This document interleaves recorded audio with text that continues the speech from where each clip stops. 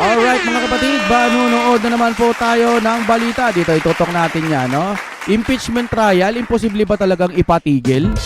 No, ito naman kasing ginagawa ng mga senador ho natin eh. Alam naman ho natin na hindi naman nakarapat dapat i-impeach si VP Sara. Kamusta mga pagkain nyo dyan? Wala bang budget? Pero balita ko, laki-laki ng ano ha. Laki-laki ng budget daw per hearing. Tapos walang pangkain. Eto na mga kapatid, ang ating gagawa ng reaction ay galing sa Pinas News Insider. Wala na, finish na impeachment trial versus VP Sara. Posibleng ipatigil ng Korte Suprema. Nagsalita na. Ayan po mga kapatid, kung trip nyo, may kasamang reaction video. Panoorin na natin ito ng sabay-sabay. Word na to, o words ay challenge sa Korte Suprema, no? The very reason na sinasabi na hindi authorized yung House of Representatives, in particular yung Committee on Justice, to conduct any kind of trial kasi yung trial is reserved sa Senado. Kasi sinabi nila mini trial eh. Sabi ni Luis Citro eh. Tapos sasabihin nila never daw nilang ginawa yung mini trial. Pero meron siyang video na sinabi niya mini trial, di ba? Na-content ata natin yon mga kapatid. But again, that issue is now pending with the Supreme Court. At hindi natin alam, anytime pwedeng pumasok yung Korte Suprema at sasabihin na mali yung ginawa ng House of Representatives, at anytime pwedeng ipatigil ang impeachment case. Nangangamote nga sila, 'di ba? Kasi nga yung mga ebidensya nila hilaw na hilaw, hindi nila masagot ng maayos. Sabi pa nila sa sobrang lakas daw ng ebidensya kaya nagbawas sila ng ebidensya ng taong magsasaksi ba tawag doon. Hoy, ganun ba talaga yon? O sadyang baka mga palyado kaya po hindi nyo na kinancel nyo na yung mga yon. Ngayon nga dito pa lang sa impeachment trial, hindi na kayo makasagot na maayos at ang tatabang po ng mga ebidensya ninyo. Gusto nyo si VP Sara pa ang magbigay ng ebidensya. Ano yon, fishing expedition? Dito sa Senado. Ito ang balita ngayon. Trending at pinag-uusapan ngayon sa mundo ng social media. Ang tiumanay balita. Ito ang mga balitang mahalagang malaman ng taong bayan. Mga detalyeng madalas ay hindi nabibigyang pansin sa mga tradisyonal na ulat mula sa palasyo, kamara, senado at maging sa publiko. Pero bago ang lahat, kung bago ka pa lamang sa aming channel at kung gusto mo ang mga balitang tungkol sa mundo ng politika dito sa Pilipinas at mga detalyeng madalas di umano'y hindi nabibigyang pansin ng media, ay please huwag kalimutang mag-like, subscribe at i-click na rin ang notification bell para mas maging updated ka lalo sa lahat pa ng bagong video na i-upload namin. At eto na nga mga kababayan. Alright. He is a newly appointed NBI director. Hindi siya yung recent from the ranks, no? At Gusto nyo, bago to, may papakita natin muna yung kay Sir Jokno, no? Saan ba tayo tumigil? 143. Eto mga kapatid, ito. Kaka-download ko lang. Panoorin natin to, ha? Nagbabaka sakali lang, baka may makuha tayo dito. So ano makukuha natin, figure out all the subpoenas you're requesting? The evidentiary facts, Your Honor, that we're not yet hindi pa nakita ng House. So nagbabaka sakali din. Hindi Di ba nakakagago, nakakabaliw at nakaka-bullshit? Wala pa palang ebidensya eh, tas kayo nagbabaka sakali kayo na baka may makuha kayo doon sa gusto nyong ipabukas? Di ba? Napakatarantado nun. baka sakali lang, baka may makuha tayo dito. So ano makukuha natin, figure out all the subpoenas you're requesting? The evidentiary facts, Your Honor, that we're not yet hindi pa nakita ng House. So nagbabaka sakali din. Hindi po, you still don't know. Di ba nakakabopol? We are basing the request for the bank records on the evidence and information provided by the Anti-Money Laundering Council, which appears to show that there were billions of pesos that went through the accounts. Okay, so the anti-money laundering does not deal with income, they deal with flow. So pag sinabing billion, that doesn't mean that a certain official has billions in their account. So meaning if I have ₱1 million deposit on January 1, and then on January 5, I take it out and put it in time deposit for 1 month, and 1 month later it comes out, hindi na 1 million yon. 1 million in, 1 million out, 1 million in the time deposit, paglabas 4 million na yon. So hindi evidentiary yung speculation sa ikot ng pera. Meaning, all I have to do is find someone with a bank account and give them a long enough period, and I will say that they have hundreds of millions or billions. Precisely, Your Honor, that is why we want. Parang kay Kuya Ben Barubal ata to. So, ibig sabihin, wala pa pala kayong nakukuha ng ano. Halimbawa, ako saan nyo si Sir Jokno. Halimbawa yan, Sir, may plunder pala kayo eh. Ganito ginawa ninyo eh. Ganito, ganyan, ganyan, ganyan. Anong ebidensya mo? Pabuksan natin yung ano mo. Wala ka palang ebidensya, tapos may gusto kang ipabukas na bawal ipabukas. Ay, nako, mga kapatid. Ito na, dire-diretso na po tayo rito. Balik na natin yung kanina. Di ba, kayo ano hong masasabi nyo dyan, ha? Tuloy-tuloy tayo dito. Attorney. Sa aking pagkakaintindi, wala pa po silang nahanap na Ebidensya. pangalan na siyang itinuturong assassin. Sa aking pagkakaintindi sa kanyang testimonya, Wala pa pala eh. may mga persons of interest na sila na makakatulong sa pag later on identify ng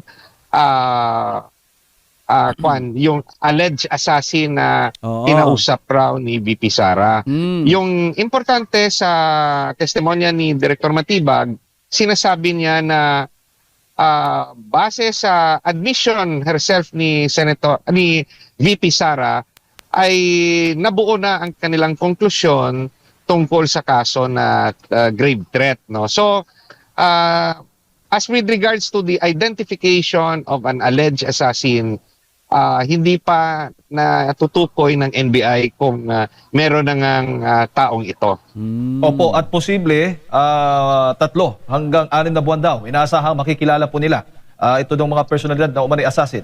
Paano ito makakapekto, attorney? Alam mo, nakakagago talaga sila eh, no? Kasi ang pagkakaalam ko, kaya nagkaganon si BP Sara, gusto nila akong ipapatay. Ni ganito at ni ganito at ni ganito. Kaya pag may masamang mangyari sa akin, ipapaano ko si ganito, ganito, ganyan. So, ibig sabihin, yung binanggit niyang 3, ewan ko kung 3 nga talaga yon, nakalimutan ko na eh, no? Yung 3 na yun, kung wala naman silang gagawing masama kay BP Sara, bakit kayo natataranta? Bakit kailangang kasuhan? Wala naman kayong gagawing masama. Ang sabi niya nga ganito, hindi kasi kinumpleto dyan sa hearing na yun, nakakainis yun eh. No, yung pinaplay. Sabi kasi ng ganon, kapag may binabantaan nila ako, gusto nila akong ipategi. O ngayon, pag may nangyari sa akin, nag-hire na ako, ipapaganito ko si ganito at si ganyan. Ngayon, kung hindi naman totoong ipapapatay mo sila, si BP Sara, bakit ka natataranta? Ganun lang naman yun eh. Ay, hindi naman totoo yung sinasabi ni BP Sara eh. Hindi naman naming magagawa yun. So, wala kaming dapat ipagpaalala. Kasi hindi naman namin siya ipapatumba. O ganun sana. Bakit lumaki ng ganito? Kasi nga po, baka naman talaga. Ang aking ano lang to vision ko lang to opinion lang naman. Baka talagang gusto nyong ipapatay, yun nga lang hindi nyo magawa kasi si BP Sara nagbanta rin sa inyo na hindi pa tapos. Hindi pa activate yung pagbabanta. Ito yung opinion ko lang Kasi nga pag siya ay na-deads ng dahil napatunayan dun sa kanila, yari sila. Dun pa lang maa-activate na nagbanta siya kapag pinatumba nyo si BP Sara. Ngayon, hindi pa natutumba si BP Sara, hindi nyo naman pinapatumba. Bakit kayo natataranta kung wala naman kayong gagawing masama, di ba? Ganun lang yon. Nangunguha kayo ng iaakusan nyo kay BP Sara, tas wala naman pala. Tas yung korupsyon, wala kayong ebidensya. Tapos, yung 18 Marines, isang damakbak ang mga ebidensya. Ang daming nagsasabi, si Romualdez, si BBM, ganyan. Bakit hindi nyo buksan din yung confidential fund? O kaya tignan nyo sa COA kung kamusta. Di ba? Pabuksan nyo rin. Yung mga box ng tax na yan. Paano pag nanalo si BP Sara someday? Di ba kagawin din yan? Ipabukas din sa inyo lahat yan. Dahil pinabukas nyo yung kay BP Sara. Para sa akin lang King Ina, napakatino ng mga Duterte. Napakabopols lang kasi ng ayaw maniwala. Sarado ang utak nila. At masakit naman talaga ang katotohanan na kapag yung iniidolo mo may nagawang masama, ayaw mong tignan. Kasi idolo mo eh. Mga kapatid, galing din tayo sa pagre-reaction video at pinagtatanggol din natin si BBM noon. May nakita kasi tayong mali. May mali. Kaya ayaw na natin. Actually, swerte nga ng mga taga-kabila kasi siguro sila binabayaran. Tayo wala tayong bayad. Wala nga tayong susweldoin. Diba? Kaya mga kapatid, isisingit ko lang nga pala ito, mapaalala ko lamang. Nandiyan po ang ating GCash. Yan. Nasa description po yan. Hindi ko ikakahiya. Siguro ganun ho talaga. Dahil wala na ho tayong sinusweldo. Dahil nagurgur ang aking channel. Kita nyo, ang taas-taas niyan pero walay. Walay ang views. No? Kaya sa mga solid supporters po natin yan, napakalaking tulong niyan kahit piso lang. No? Malaking bagay ho sa atin yan. Okay, simulan na po natin ulit. Impeachment proceeding. Kung nandun ka sa loob ng plenary nung sa Senado, makikita mo nga yung original answer ni Director Matibag, hindi siya nagbigay ng timeline. Kaso, yung nagtanong sa kanyang Yun. senador, I think baka si Senate President Win Gatchalian yun, talagang nag-demand no, ng timeline. Pero sa aking obserbasyon, noong umpisa, ayaw magbigay ng definitive timeline si Director Matibag. At sa kanya ring let's say testimonya na analyze ko na talagang wala pa silang pangalan kung sino man yung alleged assassin na kinausap ni VP Sara. Opo. Attorney, tungkol din ho doon sa impeachment process kasi nabanggit nababanggit ng depensa na mini trial yung unang pagdinig nga ng Kamara doon sa impeachment case ni VP Sara, pero ino-object nitong prosecution. Ano ho ba yung legal na pagkakaiba ng dalawang ito, attorney? At paano po ito makakaapekto itong kredibilidad ng mga ebidensya kung ang mga ito ay unang natalakay sa House impeachment proceedings? If we recall, noong iniimbestigahan pa lang yung kaso ni VP Sara doon sa House of Representatives, I think in an interview, isa sa mga congressman ay nakapagsabi ng katagang mini trial, at ito ay kinuha ng publiko na yan ang ginawa ng Congress, no. So ito'y pinabulaanan naman officially ng mga miyembro ng Kongreso na hindi ito mini trial. So that particular word, no, or words ay nasabi outside the halls of Congress, at I think it was said during an interview. So at itong word na to o words ay challenge sa Korte Suprema, no. The very reason na sinasabi na hindi authorized yung House of Representatives, in particular yung yung Committee on Justice, to conduct any kind of trial kasi yung trial is reserved sa Senado. But again, that issue is now pending with the Supreme Court. At hindi natin alam, anytime pwedeng pumasok yung Korte Suprema at sasabihin na mali yung ginawa ng House of Representatives, at any time pwedeng ipatigil ang impeachment case dito sa Senado. Doon sa trial, alin ho sa dalawa ang nakakuha ng mas malaking momentum? Yung prosecution ho ba o itong depensa? At at dagdag ko lang, may sapat na bang ebidensya o mga ebidensya na naipresenta dito sa Article 4? O kailangan pa ba ng prosecution ng matitibay na testigo o ebidensya para po patunayan itong artikulo ito? I think the prosecution will be resting their case after the testimony of Director Matibag. I think tapos na yung kanilang presentasyon ng kanilang witnesses, and it will be the turn of the defense, no.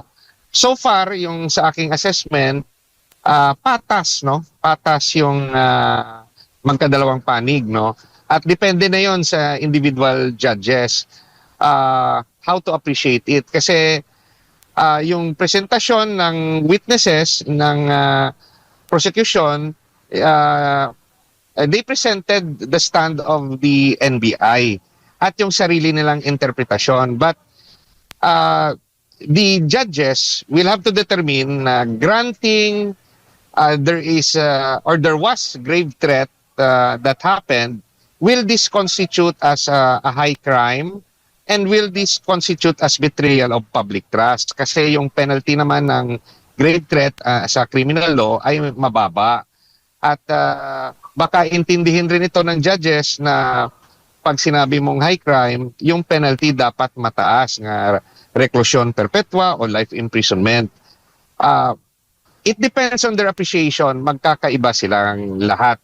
Now, antayin natin kung paano naman yung depensa ng defense team ni VP Sara at kung sino rin yung kanilang mga witnesses to prove, no, na mali yung naging interpretasyon ng prosecution. Attorney Mayong Aga, si Admar po ito. Kung pagbabatayan po yung nakalipas na 3 witness na pawang mga taga-NBI, makikita niyo po ba dito yung kalidad ng kanilang pag-iimbestiga? Lalo na humarap sa nakalipas na 2 trial, ang mismong pinuno ng NBI na maraming question doon sa doon sa kanilang pag-iimbestiga. Hindi po ba ito makakasira sa kanilang kredibilidad bilang lead agency, pangunahing ahensya ng gobyerno na nag-iimbestiga po sa iba't ibang klase po ng krimen, attorney? Sa personal kong opinion, the NBI could have done better. They missed, no, to interview President Marcos, the First Lady, and House Speaker Romualdez.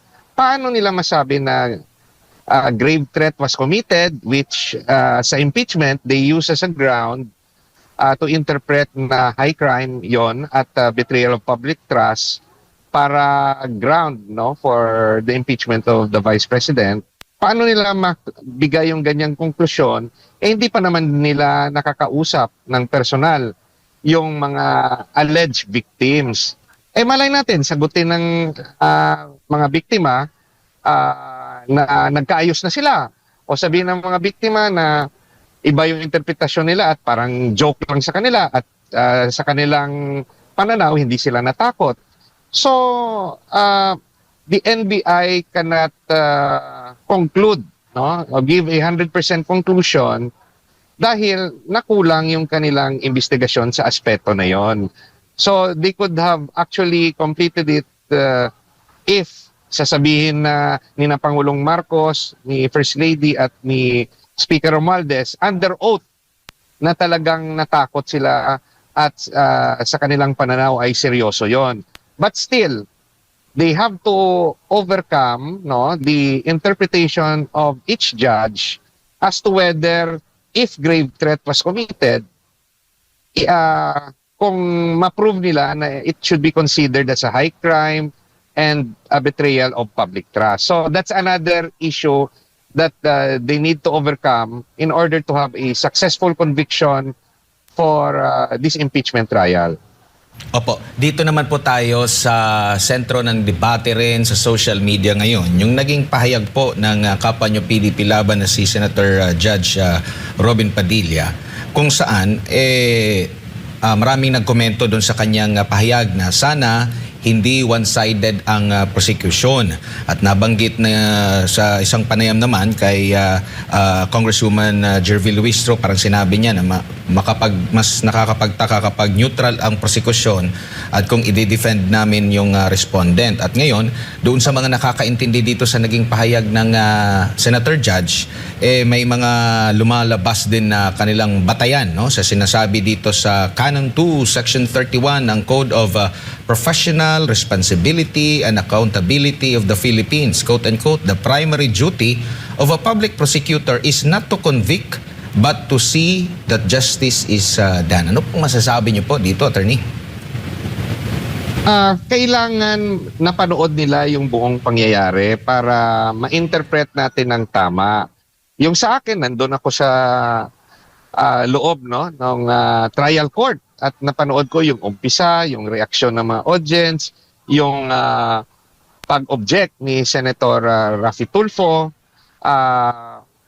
yung mga sinasabi ni Senator Padilla.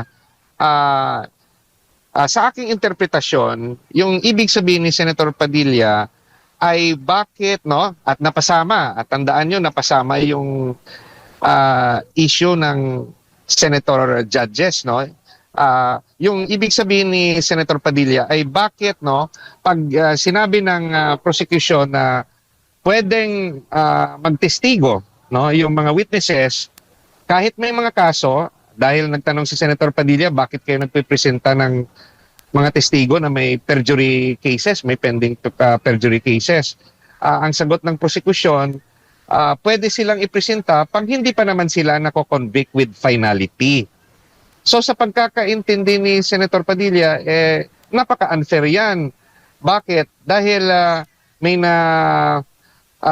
sa kanyang example, yung mga senator judges na wala pa namang conviction at sila'y naakusa, in particular no, si Senator Jinggoy at Senator Marcoleta na nakakulong sa ngayon, ay binabawalan. No? At sinabi niya nga, binabawalan ng ombudsman. Siyempre yan yung standang ombudsman, pero yung nagbabawal yung Sandigan Bayan, yan yung ibig sabihin bakit hindi makatestify. So hindi naman ibig sabihin na hindi nirerespeto ni Senator Padilla yung proseso sa legalidad, no? May sariling rules rin kasi yung Sandigan Bayan. Sinight niya lang, no, na at ako kasi nakakasama ko si Senator Padilla, meron rin akong napanood na video ni Congresswoman De Lima na nagsasabi na sa kanilang interpretasyon yung regarding no yung the number of votes required no to convict ay yung posisyon ni na Congresswoman De Lima, who is part of the prosecution, ay dapat hindi bilangin ang boto ng mga judges na hindi nakaka-participate dahil sila ay nakakulong. So, to the mind, you must remember na si Senator Padilla laging nagbabase sa konstitusyon at sinasabi niya sa kanyang mga pahayag yung equal protection of laws saka due process. Sa aking palagay, yung nasa isip ni Senator Padilla nung nagkomento siya tungkol sa issue na yan, ay napaka-unfair naman po ng pagtrato ng prosecution regarding the senator judges na may hinaharap na mga kaso na hindi mabibilang yung boto o hindi sila makaparticipate sa trial at yung sa kanilang treatment sa witnesses na merong mga pending na kaso na hindi pa pinal yung conviction. So, naglalabas lang ng kanyang damdamin si Senator Padilla nga dapat patas ang batas at patas yung treatment at kasi pag hindi natin ito sundin, nalalabag rin yung due process. So,